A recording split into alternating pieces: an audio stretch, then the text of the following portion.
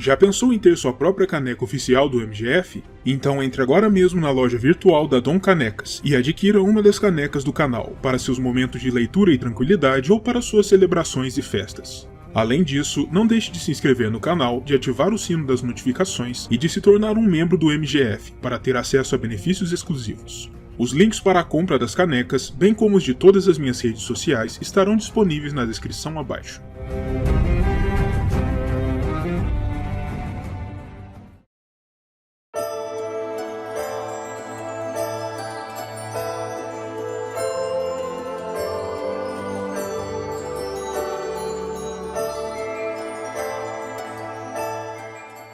Não existe a menor dúvida de que a instituição do casamento é uma das principais nas vidas de todos os habitantes de Westeros e do mundo mais além, desde os mais humildes camponeses que roçam os campos até os poderosos e ricos lordes e reis, ainda que por motivos bastante diferentes, indo desde a consolidação de uma linhagem familiar que auxilie nos deveres campesinos, até as grandiosas alianças que auxiliam os senhores em seus intermináveis jogos de guerra e paz.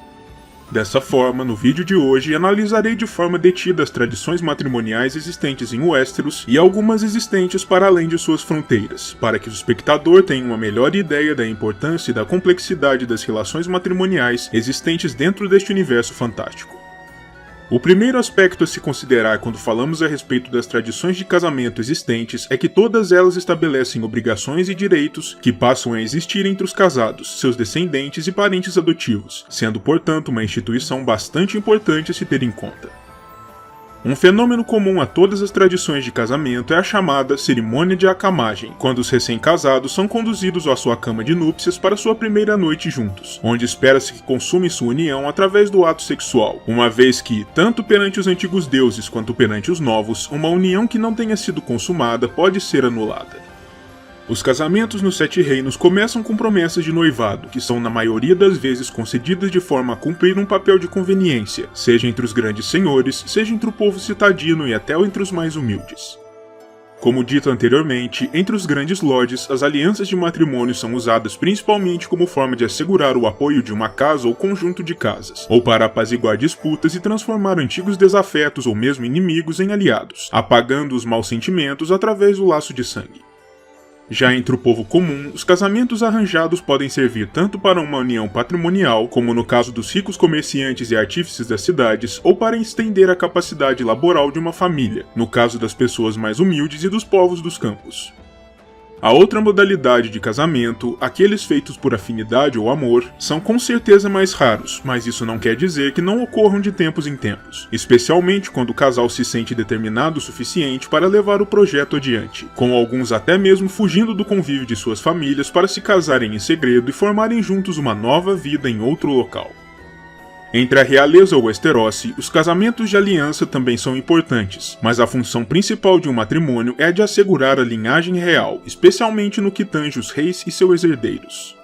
Para qualquer casa real poderosa, a perspectiva de não se ter herdeiros que levem adiante seu legado é o pior pesadelo que se pode ter, de modo que os casamentos reais são de crucial importância, tanto para os monarcas e para suas casas, quanto para o reino inteiro de forma geral, uma vez que a morte de um rei sem herdeiros invariavelmente gera conflitos e guerras sucessórias. Do senhor de uma casa é esperado que arranje uniões relevantes e adequadas para todos os seus parentes, e embora um lorde não tenha o poder de forçar uma união caso seu parente se recuse a pronunciar os votos, a recusa do parente em obedecer à vontade de seu senhor sempre acarreta em graves consequências. As uniões em noivado também podem ser quebradas a qualquer tempo, mas isso frequentemente provoca disputas ou ao menos uma fria quebra de relações entre as partes, especialmente quando grandes casas estão envolvidas. Quando um nobre prestes a se casar morre, é costumeiro que um irmão solteiro tome seu lugar na relação de noivado, por razões políticas, para impedir que os ganhos advindos do futuro casamento se percam por conta da morte, uma vez que o fato de o novo noivo ou a nova noiva por vezes nem sequer se conhecerem não faz nenhuma diferença no contexto de casamentos arranjados por razões de conveniência.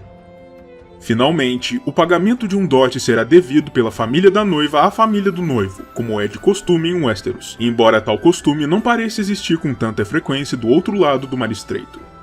O valor do dote naturalmente varia drasticamente, baseado tanto na riqueza da família da noiva quanto no desespero em que se encontram para vê-la finalmente casada, especialmente em casos nos quais a noiva em potencial já se encontra passando da idade adequada para a união, por temerem que ela não encontre nenhum noivo depois de tal idade.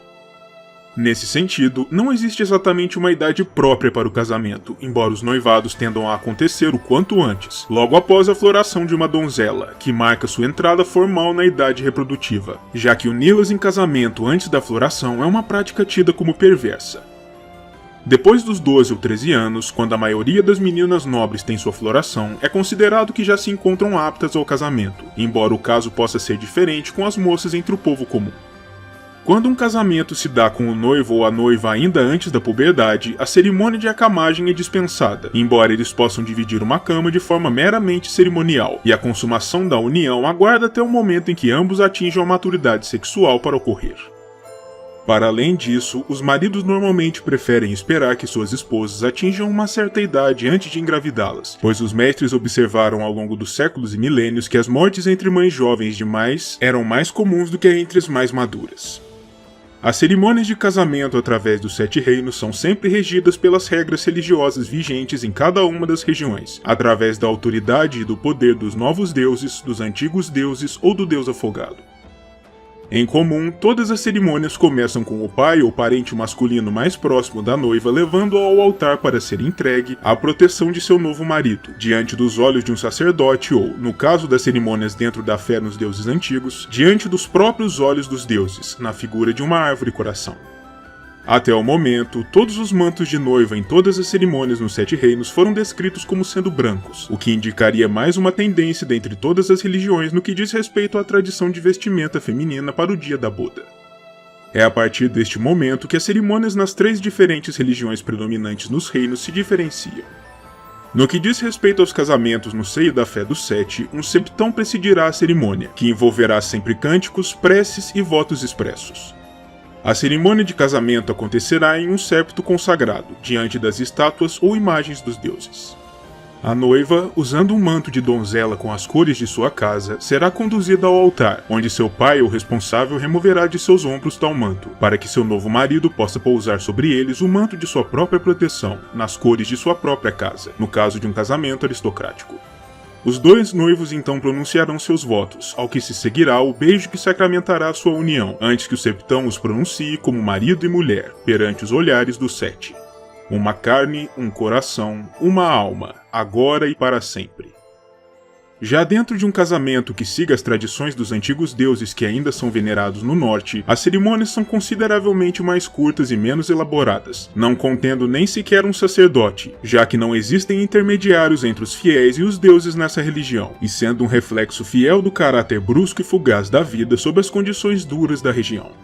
Dentro de um casamento no seio dos deuses antigos, o noivo aguardará por sua prometida no bosque sagrado, diante da árvore-coração, e ela será conduzida a ele por seu pai ou responsável, tal como acontece no sul.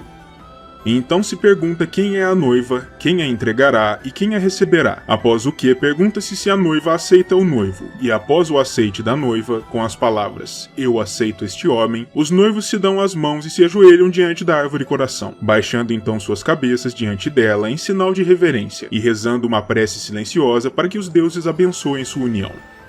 Depois que ambos se levantam, cabe ao noivo tanto remover o manto de donzela dos ombros de sua prometida, quanto colocar logo depois o manto de sua proteção por sobre eles. Após o que, caberá também ao noivo, agora marido, carregar sua esposa até o salão de banquetes em seus braços, se possuir a força física necessária para tanto. Existe ainda a crença generalizada de que nevascas durante uma cerimônia de casamento são um indicativo de uma união fria que se constrói ali, de modo que muitas pessoas até mesmo evitam conduzir suas cerimônias durante os anos de inverno ou durante os períodos das neves de verão. Não se sabe muito a respeito dos costumes matrimoniais entre os nascidos no ferro, sob a autoridade do deus afogado, para além do fato de que as cerimônias acontecem à vista dos mares, e que são sempre presididas por um sacerdote do deus, com as bênçãos da água salgada e orações em nome da intervenção de seu deus para que torne a união feliz e próspera. Ao falarmos sobre tradições matrimoniais em Westeros, precisamos ainda citar a cerimônia sob os auspícios do Deus Vermelho, R'hllor, ainda que tal tradição não tenha se originado nos 7 reinos, sendo oriunda do grande continente de Essos.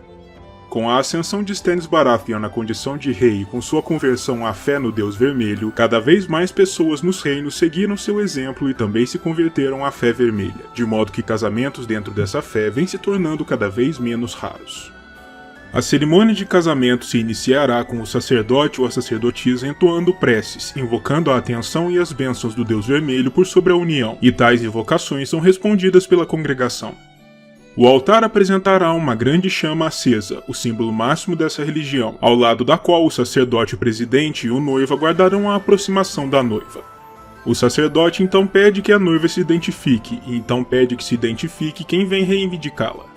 O sacerdote então perguntará a ambos se dividirão entre si os fogos de suas vidas, esquentando-se mutuamente quando as noites forem escuras e cheias de terrores. E então, ambos juntos devem saltar por sobre a chama do altar, para simbolizar o início de uma nova vida, em união, sob as bênçãos de Hylor. E por fim, o noivo removerá dos ombros da noiva o manto de donzela e colocará em seu lugar o manto de sua proteção. No que diz respeito às tradições matrimoniais existentes para além dos Sete Reinos, podemos citar em especial alguns detalhes de duas culturas em Essos, começando pelos casamentos na tradição Giscari, em especial dentro da grande cidade de Meereen, a maior das antigas cidades da Baía dos Escravos. A tradição de Meereen dita que, antes de um contrato de casamento ser firmado, as parentes femininas do marido em potencial deverão examinar o ventre da noiva, para se garantirem de que tudo se encontra em ordem e que a noiva em potencial será propriamente fértil. 3 graças do templo da cidade acompanharão a cerimônia do exame, enquanto recitam preces aos deuses Giscari. Durante a cerimônia, a noiva em potencial é completamente desnuda e examinada de forma meticulosa, e depois que a cerimônia termina e tudo se encontra em ordem, todas as mulheres tomam parte na apreciação de um bolo especial feminino, ao qual nenhum homem poderá ter acesso, e que é assado especialmente para uniões, e segundo se diz, possui um gosto especial, quase mágico. Outra tradição ligada aos casamentos em Meereen dita que a noiva deverá lavar cerimonialmente os pés de seu futuro marido, simbolizando o fato de que ela será totalmente submissa às vontades de seu marido após a união, embora essa parte da cerimônia costume ser mais problemática para as noivas mais insubmissas e rebeldes. Por isso, não é algo sem precedentes que, em certas ocasiões pontuais, a situação se inverta e seja o marido a lavar os pés de sua futura esposa.